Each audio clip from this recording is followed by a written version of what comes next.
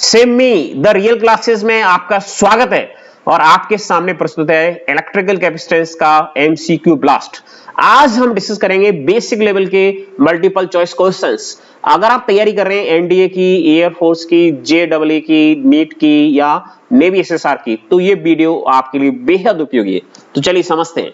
पहला question, ability of a conductor to hold electric charge. Naturally tick कर दिया इसमें, ये है कैपेसिटेंस। किसी कंडक्टर की वह प्रॉपर्टी, वह एबिलिटी जिसके कारण चार्ज को होल्ड कर सकता है, ये कहलाती है आपकी कैपेसिटेंस।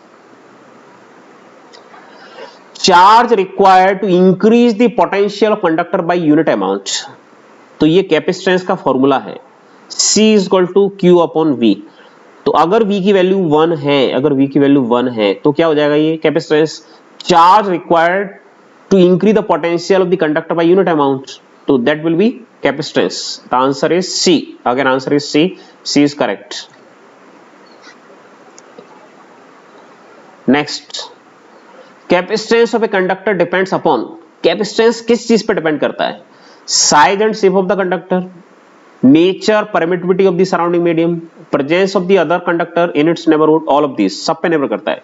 क्योंकि जो कैपेसिटेंस है उसका फॉर्मूला होता है C equal to epsilon 0 A upon D। कायदे से ये एप्सिलॉन 0 इंटू K होता है। तो K क्या होता है? जो सराउंडिंग मीडियम है उसकी डाइलेक्ट्रिक कांस्टेंट, ठीक है। Size and shape of conductor, area और ये दोनों के बीच में डिस्टेंस, उस पर डिपेंड करता है। नेचर पर डिपेंड करता है। Presence of other conductor in its neighbourhood, तो इसके नेबरहुड में अगर अदर कंडक्टर मौजूद हैं तो ये परमिटिविटी प्रभावित होगी। तो ऑल ऑफ दिस, ये सारे के सारे फैक्टर किसी कंडक्टर के कैपेसिटेंस को प्रभावित करते हैं। SI unit of capacitance, capacitance की एसआई यूनिट होती है फैराड, और हम ऐसा कह सकते हैं कि C बराबर होता है चार्ज बटे वोल्टेज। ऐसा यूनिट होती है farad. 1 farad is equal to, charge की यूनिट क्या होती है? कूलम, और वोल्टेज की होती है वोल्ट। तो 1 फैराड बराबर है 1 कूलम पर वोल्ट, इसे बोलते हैं 1 farad. Dimensional formula of capacitance, capacitance का डायमेंशनल फॉर्मूला फिर से जाना होगा मैं वहीं पर। तो C बराबर है Q अपॉन V, और पोटेंशियल होता है work upon Q, work upon Q. तो C बराबर क्या हो जाएगा? Q upon work upon Q, Q मतलब चार्ज, तो Q square upon W। Q यानी A ampere into time, A square T square. Actually Q बराबर होता है IT, I मतलब करंट और T मतलब टाइम। तो I एम्पियर, I का डायमेंशन है एम्पियर और टाइम का है T, तो Q लिख सकते हैं अपन AT। और वर्क का होता है ML स्क्वायर T की पावर -2, यानी M इनवर्स L की पावर -2, A की पावर -2, T की पावर 4। ये दिख रहा है हमें ऑप्शन ए में, तो option A is correct. Capacitance of an isolated sphere, किसी आइसोलेटेड स्फीयर का जो कैपेसिटेंस होता है वो होता है 4 pi epsilon 0 r, that is 4 pi epsilon 0 r। क्यों होता है जरा देख लें। कैपेसिटेंस बराबर होता है चार्ज अपॉन पोटेंशियल। तो किसी स्फीयर का जो पोटेंशियल होता है वो होता है 1 अपॉन 4 पाई एप्सिलॉन 0 q बटे r। तो q से q जाएगा, तो आपके पास बचने वाला है 4 पाई एप्सिलॉन 0 r। तो correct answer is B. Calculate the radius of sphere whose capacitance is 1 farad. उस स्फीयर की रेडियस बताइए जिसका कैपेसिटेंस 1 फैराड है। ये डायरेक्ट आपको याद रखना चाहिए, वैसे इसका आंसर ये आने वाला है। 1 मीटर नहीं, 100 मीटर नहीं, 9 इंटू 10⁶ किलोमीटर, बहुत बड़ा स्फीयर है ये। कैसे आएगा? अभी जो फॉर्मूला देखा उसी से आएगा। C equal to 4 pi epsilon 0 r। तो R बराबर क्या है? C upon 4 pi epsilon 0। 1 upon 4 pi epsilon 0 की वैल्यू कितनी होती है? 9 इंटू 10⁹, और कैपेसिटेंस कितना है? 1 फैराड। R बराबर 9 इंटू 10⁹ मीटर। 1000 से डिवाइड कर देंगे तो हो जाएगा ये 9 इंटू 10⁶ किलोमीटर। कितना बड़ा स्फीयर, पृथ्वी से लगभग 1500 गुना बड़ा है। पृथ्वी से लगभग 1500 गुना बड़ा है। 9 इंटू 10⁶ किलोमीटर। इसीलिए स्पेरिकल जो कैपेसिटर है आपके, उनका इस्तेमाल कम किया जाता है क्योंकि साइज बहुत बड़ा है उनका। Assuming the earth to be spherical conductor of radius 6400 kilometre, calculates capacitance. Earth को अगर हम मान लें, क्या मान लें, स्पेरिकल कंडक्टर मान लें, 6400 किलोमीटर इसकी रेडियस होती है, तो इसका कैपेसिटेंस क्या होगा? तो C बराबर है 4 पाई एप्सिलॉन 0 R। तो 1/4 पाई एप्सिलॉन 0 की वैल्यू होगी 9 × 10⁹ और R कितना है? 6400 किलोमीटर, 6400 किलोमीटर। तो ये आता है 711 माइक्रोफैरड। ये आपको याद भी होना चाहिए कि अर्थ की जो रेडियस है वो है 64 किलोमीटर और इसे स्पेरिकल कंडक्टर अज्यूम किया है, तो इसका कैपेसिटेंस आता है 711 माइक्रोफैरड। बहुत छोटा आता है, बहुत छोटा। Capacitance of a capacitor is C = Q/V. If the charge double, then capacitance becomes। तो ये बड़ा सिंपल सवाल लग रहा है आपको। Q/V ये वैल्यू है किसकी? C की। तो अगर चार्ज को डबल कर देंगे अपन तो क्या होगा? कैपेसिटेंस भी डबल हो जाना चाहिए। C = 2Q/V। तो C डैश क्या हो गया? C का दोगुना हो गया। ऐसे ही सोच रहे हैं ना आप? नहीं, ऐसा नहीं होता, ऐसा नहीं होता। कैपेसिटर बराबर है, कैपेसिटेंस बराबर है Q/V, लेकिन कैपेसिटेंस ना तो चार्ज पे डिपेंड करता है ना ही वोल्टेज पे डिपेंड करता है। आप चार्ज बढ़ा देंगे तो उसी प्रोपोर्शनल वोल्टेज बढ़ जाएगा, तो क्या आएगा? रिमेन्स अनअफेक्टेड, कोई प्रभाव नहीं पड़ता। Capacitance of A parallel plate capacitor, formula आपके सामने लिख चुके हैं हम। ये फॉर्मूला है C = ε0 A/d। ए क्या होता है? उसकी प्लेट का एरिया होता है। जिन प्लेट को आप ले रहे हैं कैपेसिटर की, ये प्लेट जरूरी नहीं कि रेक्टेंगुलर ही हो, ये प्लेट आपकी सर्कुलर भी हो सकती हैं। उन प्लेट का एरिया, और डी होता है इन प्लेट के बीच की दूरी। ए होता है एरिया ऑफ प्लेट और डी है इन दोनों के बीच की दूरी। C बराबर होता है ε0 A/d। ε0 क्या है? जो इनके बीच में मीडियम है, इनके बीच में जो मीडियम है, अपन एयर माना हुआ है, उसकी परमिटिविटी।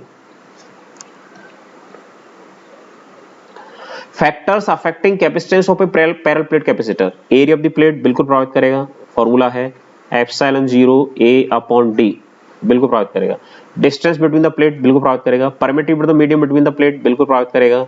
ऑल ऑफ दीज सभी प्रभावित करेंगे। Capacitance of a spherical capacitor, जो अपन ने पहला वाला देखा था स्पेरिकल कैपेसिटर, वो था आइसोलेटेड स्पेरिकल कैपेसिटर। ये जनरल स्पेरिकल कैपेसिटर है, इस तरह रहता है। अंदर की रेडियस को अपन बोल देते हैं A और बाहर की रेडियस को बोलते हैं B। अंदर की रेडियस को बोलते हैं A।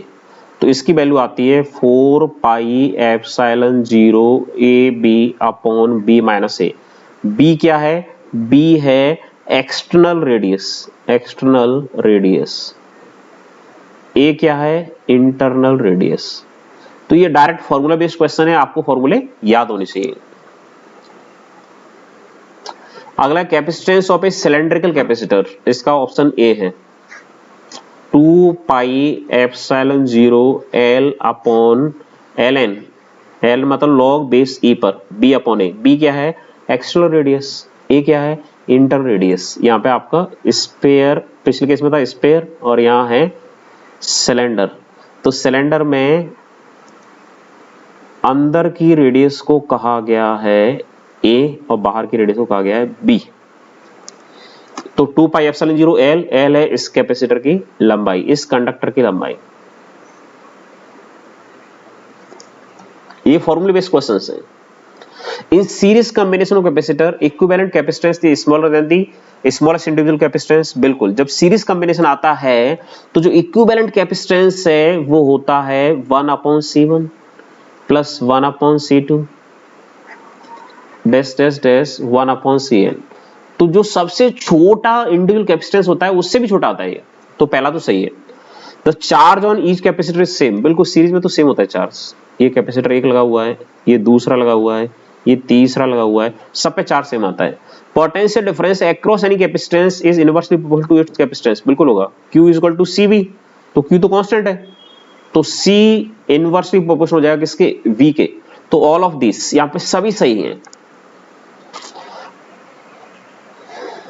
अब बात है पैरेलल कॉम्बिनेशन की। In parallel combination of capacitor equivalent capacitance equal to the sum of individual capacitance. बिल्कुल, पैरेलल में कैपेसिटेंस जुड़ जाता है। Charge on each capacitor is proportional to capacitance. बिल्कुल, यहाँ पे चार्ज प्रोपोर्शनल होता है। क्यों होता है? क्योंकि Q is equal to CB, potential होता है सेम, तो Q C के प्रोपोर्शनल होता है। Q is directly proportional to C। The charge on each capacitor proportional to its capacitance B. Potential difference across each capacitor is same. बिल्कुल सही। All of this. तो इसका आंसर भी है all of this.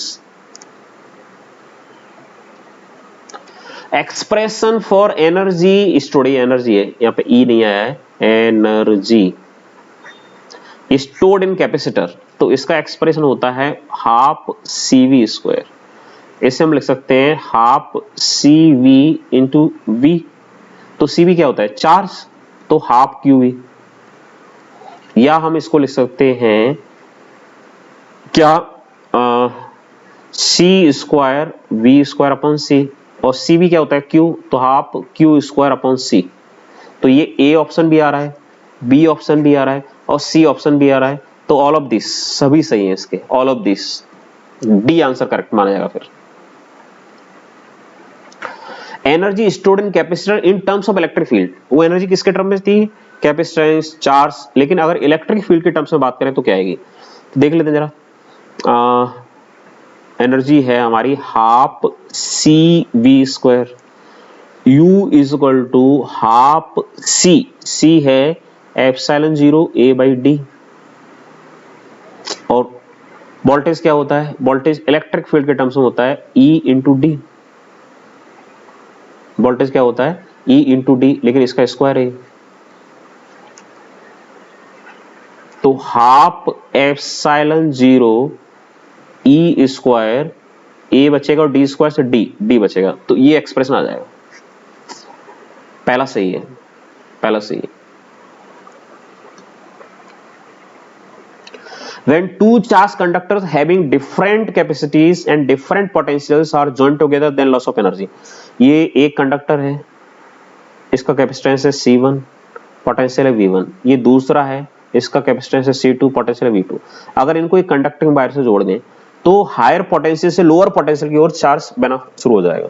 क्योंकि बहेगा तो कुछ एनर्जी का लॉस होगा, तो वो जो लॉस आता है उसका फॉर्मूला है ये, delta U is equal to C1 C2 V1 minus V2 upon C1 plus C2, V1 minus V2 का होल स्क्वायर है। ये आता है फॉर्मूला। कूलम पर वोल्ट देख चुके हैं शुरुआत में, C is equal to Q upon V। Q मतलब कूलम और वोल्ट V, कूलम पर वोल्ट क्या है? Farad. When distance between plates of capacitor is increased, then its capacitance, यदि कैपेसिटर की प्लेट के बीच में डिस्टेंस बढ़ा दे तो कैपेसिटेंस में क्या प्रभाव पड़ेगा? कैपेसिटेंस क्या होता है? Epsilon 0 A upon D। तो D बढ़ाओगे तो C घटेगा, C घटेगा कब? जब D बढ़ेगा। तो कैपेसिटेंस क्या होगा? डिक्रीजेस, घट जाएगा। If a rod of mica is inserted होना चाहिए, if a rod of mica is inserted between plates of capacitor, then its capacitance. अगर माइका की प्लेट को इंसर्ट कर देते हैं तो उसका कैपेसिटेंस इंक्रीज हो जाता है। किसी भी डाइइलेक्ट्रिक की हम प्लेट को अगर इंसर्ट करते हैं तो कैपेसिटेंस इंक्रीज होता है। तो ऑप्शन ए सही है इसका। माइका, ग्लास, एस्बेस्टस, कोई भी। Two conducting spares having different charges are connected by a conducting wire. अगर हम दोनों को कनेक्ट कर देते हैं तो total energy of spare image conserve नहीं, एनर्जी का तो लॉस होता है। Total charge of spare image conserve, yes यही है बी, टोटल चार्ज कंजर्व रहता है, चार्ज का लॉस नहीं होता। No current flows when two conducting bodies are connected if, दो कंडक्टिंग बॉडीज को जोड़ने पर अगर कोई करंट फ्लो नहीं हो रहा है तो क्या है? देयर चार्जेस आर इक्वल, नहीं, they are at same potential, बिल्कुल सेम पोटेंशियल। चार्ज के बहने के लिए जिम्मेदार कौन है? Potential difference. तो पोटेंशियल डिफरेंस नहीं है मतलब चार्ज फ्लो नहीं हो रहा है। Thank you very much for watching this video. Please like this video and share this video.